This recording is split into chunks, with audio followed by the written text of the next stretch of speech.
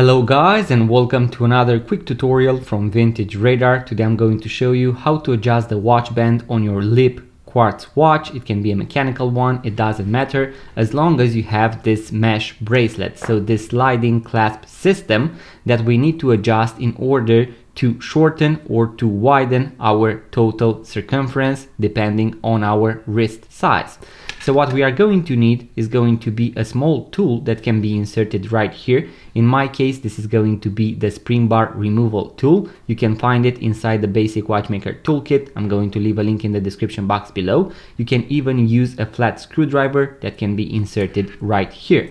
So what I want to do is to take my tool, insert it inside, and then lift this flap, so this metal piece right here, and then I can slide the clasp up and down. That is why it is also called a slide clasp or a sliding clasp. Now once I have adjusted it to the correct measurement, what I want to do is to take the flap and put it the other way around, so as it was initially. I'm going to push it down all the way. You can hear that click, but in case you won't be able to push it down all the way, you can also even use the tool once again.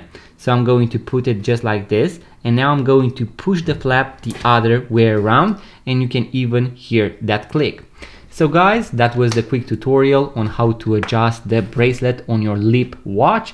This tutorial is going to work for other watches out there, for Casio watches, for Apple Watch bands. It doesn't matter as long as you have this sliding clasp system.